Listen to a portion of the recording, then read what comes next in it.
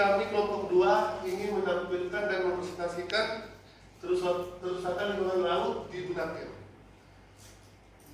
Di dalam PowerPoint kami, ya di sini slide pertama kami ingin mendeskripsikan bahwa Taman Bunaken ini merupakan taman nasional yang seluas 890,65 yang 97-nya wilayahnya merupakan perairan laut. Yang di sini artinya wilayah ini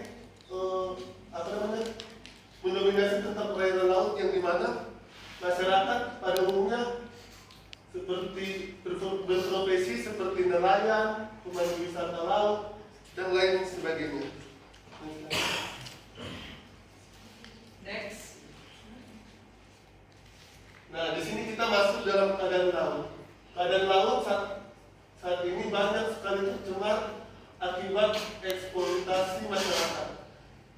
Di dalam laut dapat sekali terjadinya sampah dan kurangnya perawatan lingkungan karena di sini manusia kadang sekali tidak memperhatikan atau tidak merawat lingkungan. Next, sir. Nah, kerusakan lingkungan ini tentu berdampak bagi masyarakat juga yang dimana masyarakat kurang mendapatkan hasil seperti nelayan susah mendapatkan ikan atau pemandu wisata berkurangnya pengunjung karena kekurangan keindahan laut sehingga kerusakan laut ini sangat berdampak pada manusia sekitar Bunaken. Next. Nah, di sini ada pun teks Kejadian 1 ayat 28 yang menjelaskan manusia sebagai penakluk penguasa yang harus menjaga dan memelihara alam. Penguasa bukan sebagai bentuk eksploitasi tetapi sahabat yang saling menghidupi. Nah, di ayat ini ingin menjelaskan bahwa sebagai manusia kita itu harus menguasai, bukan berarti menguasai ini bukan mengendalikan ekosistem tumbuhan dan alam itu secara berlebihan, tetapi juga penakluk ini ialah berfokus kepada bagaimana kita menguasai dan merawat alam. Next one. Nah, di sini juga terdapat model praksis, yaitu model praksis tidak hanya berangkat dari narasi dan pemahaman, melainkan juga tindakan. Titik penekanan model praksis ini mengarahkan pada transformasi nilai Injil, yang dimana dalam hal ini ialah menjaga alam, atau di dalam alam itu ada kasih karunia Allah yang dinyatakan baik bagi alam itu sendiri dan juga kepada manusia. Next. Nah, kesimpulannya bahwa kita sebagai manusia haruslah berrefleksi atas tindakan dan perbuatan kita terhadap alam, dan manusia harus mampu menilai apakah tindakan tersebut itu injili atau bukan.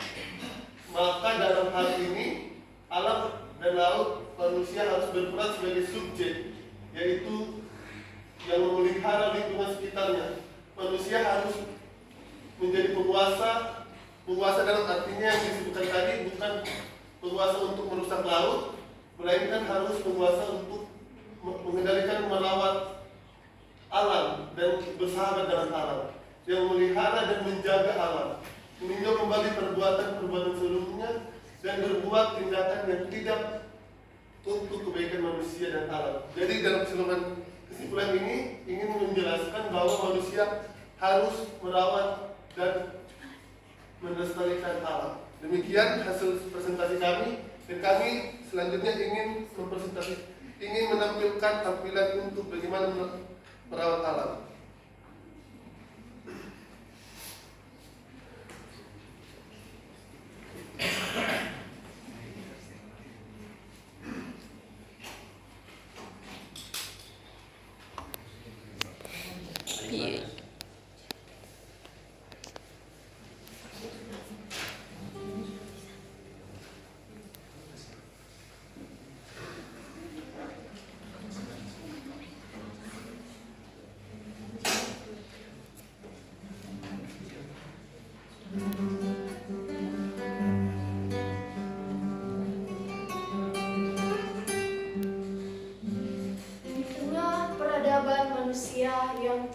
berkembang. Tersembunyi hal buruk di tengah gelapnya kemajuan teknologi dan kehidupan modern. Ya, masalah sampah. Sampah dan sampah. Seakan menjadi bayangan gelap yang tumbuh seiring dengan perkembangan zaman. Menyisahkan jejak-jejak pencemaran di bumi yang kita tempati. Bumi menjadi kotor, tercemar, dan rusak olehnya. Di setiap sudut kota, bahkan sampai pada birunya laut yang menyimpan banyak kekayaan. Sampah menjadi saksi bisu akan ketidakpedulian kita terhadap lingkungan. Sampah hanya menimbulkan risiko serius terhadap ekosistem. Setiap botol plastik yang kita buang sembarangan, setiap kemasan makanan yang tidak terkelola dengan baik, semua itu berkontribusi pada tumpukan sampah yang semakin membunuh. Sampah bukan hanya sekedar masalah visual, tetapi menjadi ancaman bagi kehidupan makhluk hidup secara khusus di laut. Binatang laut yang tersesat di jaring plastik, terumbu karang yang tak berkembang karena sampah yang menutup cahaya matahari. Di mana peran kita? Ya, kita, manusia. Apakah harus terus-menerus membuang sampah ke laut? Sampai kapan kita terus membuang sampah di laut?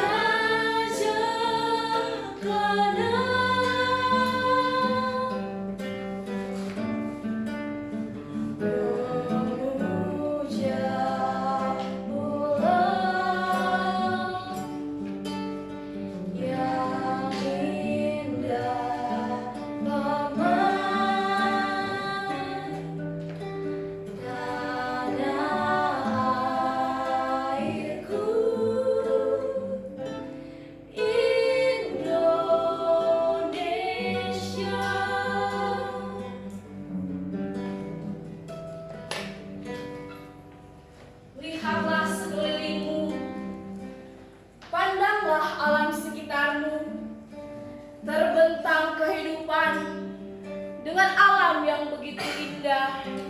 Setiap sudut hidup dengan keramaiannya, gunung membentang, laut terhampas luas, dan manusia berkelana ke sana kemari.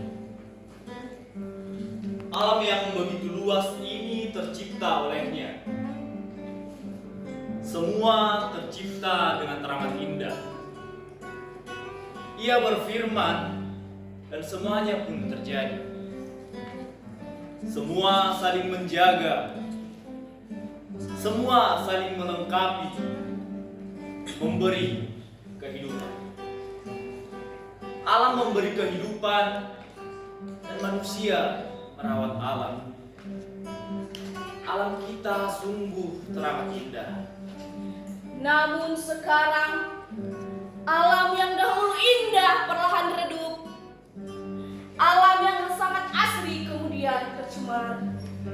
Putihnya Putihnya menjadi hitam,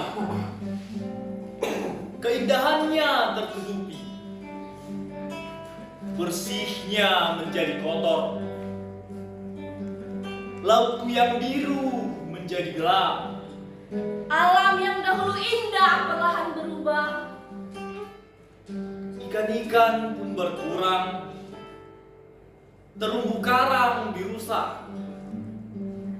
Laut telah dieksploitasi. Sampah menimbun di sekitar kita.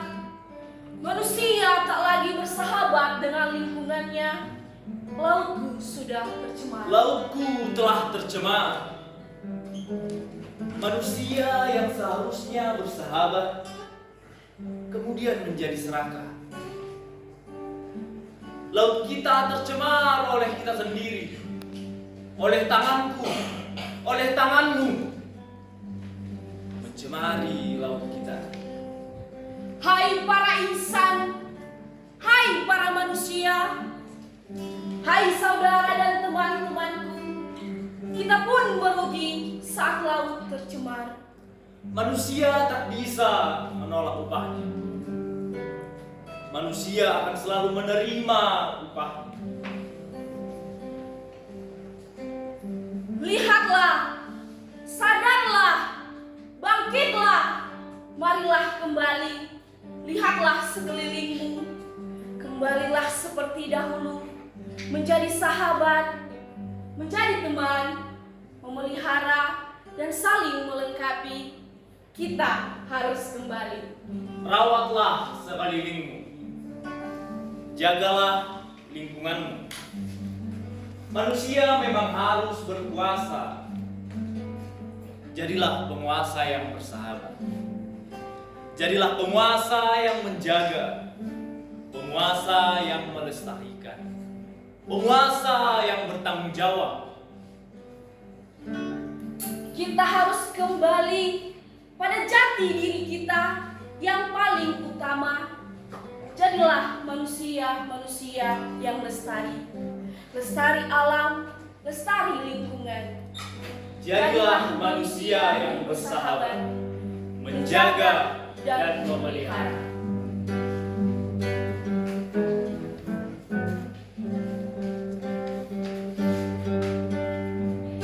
Kita perlu menyadari realitas tentang alam yang merupakan ciptaan Tuhan yang saling berhubungan dengan manusia. Alam menjadi representasi karya penyelamatan Allah bagi manusia. Di sisi lain, manusia tidak bisa luput dari penggunaan limbah domestik seperti sampah. Namun, terdapat tanggung jawab manusia untuk tetap menjaga alam. Oleh karena itu, manusia perlu mengelola sampah sebagai bagian dari upaya menjaga alam, yakni perpanjangan tangan Allah